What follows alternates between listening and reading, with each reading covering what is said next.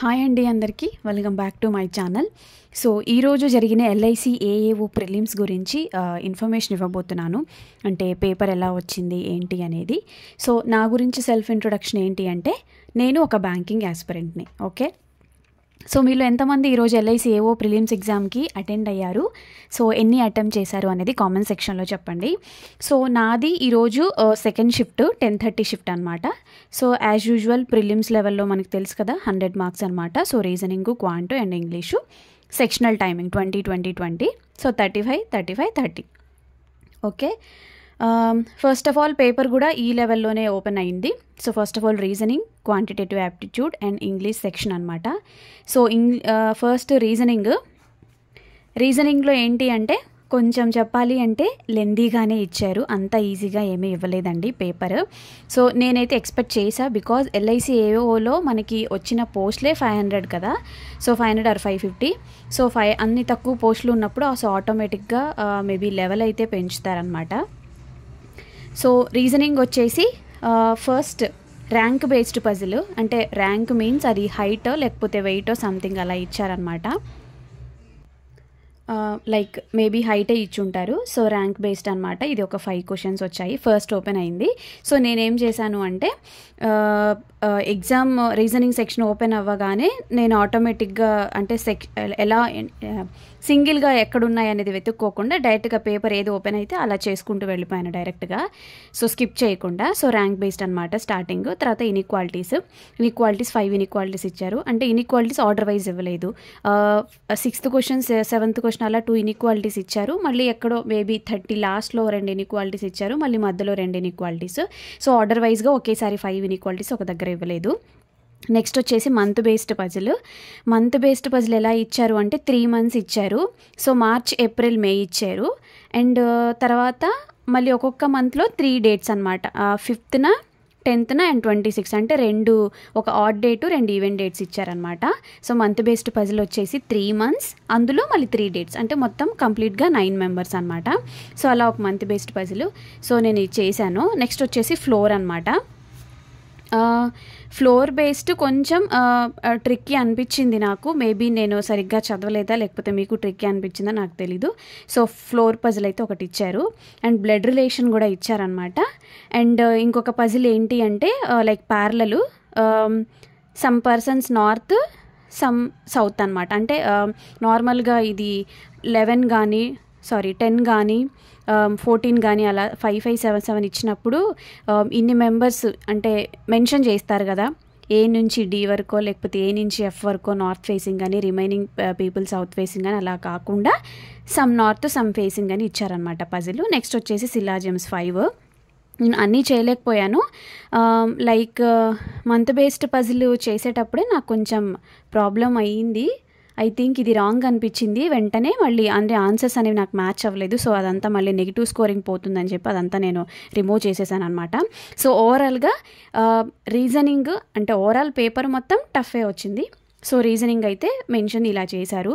నేను ఇది ఎందుకు నా ఉద్దేశం అంటే ఎనాలిసిస్ ఎందుకు చెప్పాలి అనుకుంటున్నానంటే, ఇందులో టఫ్ వచ్చిందని చెప్పి మీరు ఐబీపీఎస్ క్లర్క్కి టఫ్ వస్తుందేమో అన్న భయం పెట్టుకోవద్దు. రెండో విషయము, ఒకవేళ ఐబీపీఎస్ క్లర్క్ అనేది టఫ్గా పేపర్ ఇస్తే నెగిటివ్ స్కోరింగ్ రాకుండా ఆ టఫ్ పేపర్ ఉన్నదాన్ని మీకు ఎంతవరకు అయితే సాల్వ్ చేసి యాక్యురసీగా పెట్టగలుగుతారో అంత యాక్యురసీ మెయింటైన్ చేస్తే టఫ్ పేపర్ ఉన్నప్పుడు కట్ ఆఫ్ అనేది తక్కువగా ఉన్నా మీరు క్వాలిఫై అయ్యే ఛాన్స్ ఉండింది. పేపర్ టఫ్ వచ్చినప్పుడు మిగతా వాళ్ళకన్నా నేను ఎక్కువ అటెంప్ట్స్ పెట్టాలని మీరు ఎక్కువ అటెంప్ట్ చేసి తప్పులు అంటే తెలియని విషయాలు కూడా చెప్తే, అంటే లైక్ నెగిటివ్ మార్కింగ్ లేదు కదా అని చెప్పి ఎక్కువ అటెంప్ట్స్ పెడదామని మీరు అలా చేసి మళ్ళీ మిస్టేక్ చేస్తే ప్రాబ్లం అవుతుంది. కాబట్టి అలా అలా అలా పెట్టకండి అని చెప్పడం కోసం కూడా ఈ రివ్యూ అనమాట. ఓకే, ఇది రీజనింగ్. నెక్స్ట్ వచ్చేసి క్వాంట్. సో క్వాడ్రాటిక్ ఈక్వేషన్స్ ఇచ్చారు, 5 ఇచ్చారు. లైక్ నార్మల్ లాగానే, అంటే ట్రిక్కీగా కానీ లెందీగా కానీ ఏమి ఇవ్వలేదు. సో 5 క్వాడ్రాటిక్ ఇచ్చారు. అండ్ సింప్లికేషన్స్ ఇచ్చారనమాట. సింప్లికేషన్స్ అప్రాక్సిమేషన్లో ఉన్నాయి, లైక్ పాయింట్స్ వైజ్గా కూడా ఉన్నాయి.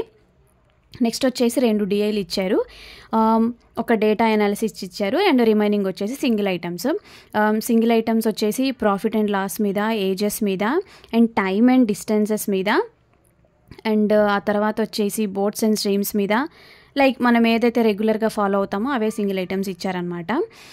ఇంకొక విషయం ఏంటి అంటే, సో క్వాంటిటేటివ్, క్వాడ్రాటిక్, సింప్లికేషన్స్ ఈజీగానే ఉన్నాయి, మనం చేసేలాగా ఉన్నాయి. డిఐ ఎలా ఇచ్చారు అంటే లెందీతో పాటు క్యాలిక్యులేటివ్.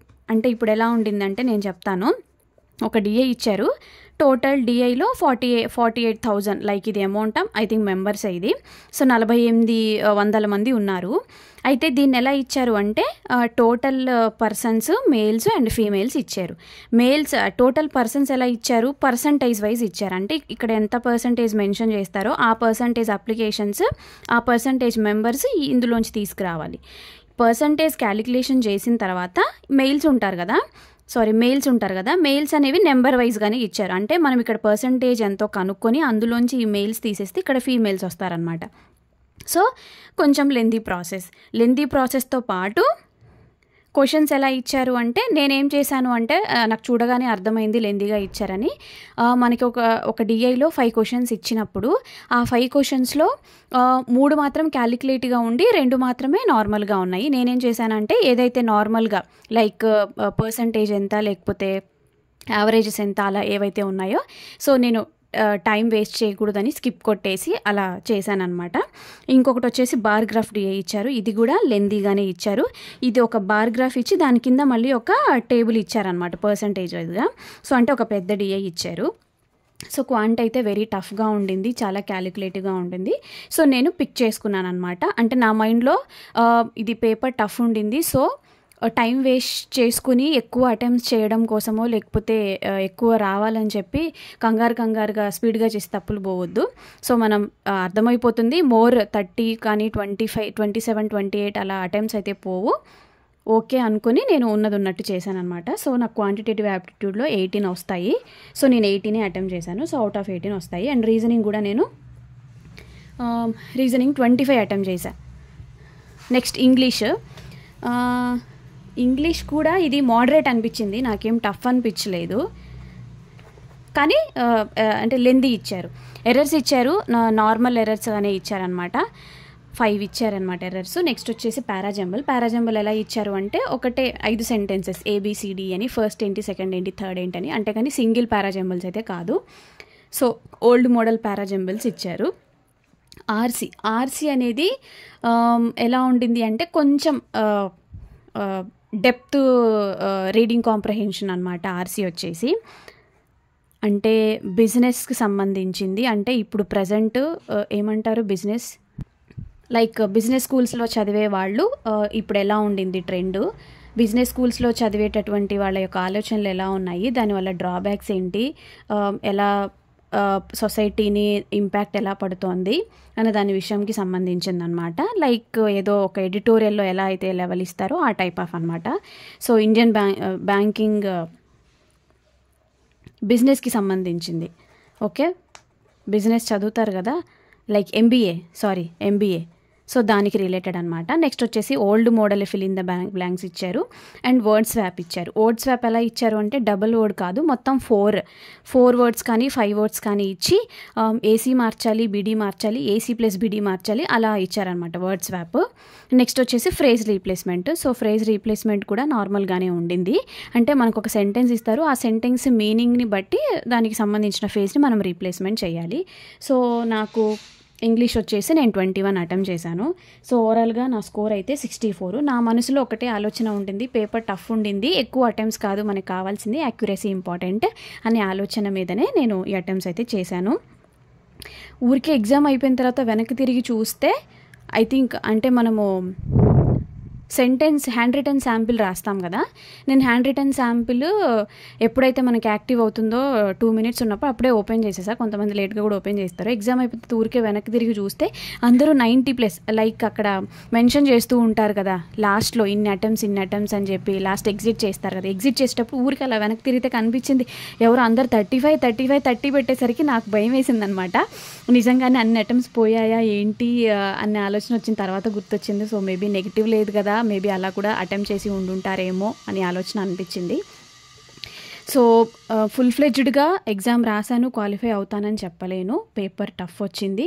సో అక్యురసీ మెయింటైన్ చేయాలని అన్న ఆలోచనతోనే నాకు వచ్చిన వాటిని అటెంప్ట్ చేసి బయటకు వచ్చాను.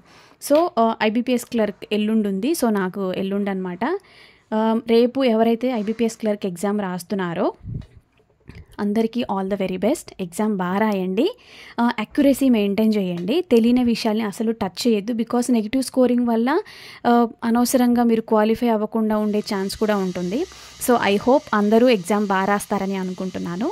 సో October 4th ఎగ్జామ్ రాయబోయే వాళ్ళందరికీ all the very best. And October 5th నాకు ఎగ్జామ్ వచ్చేసి మార్నింగ్ ఫస్ట్ షిఫ్ట్. నేను ఎగ్జామ్ అయిపోయిన తర్వాత రివ్యూ కూడా చెప్తాను. And all the very best.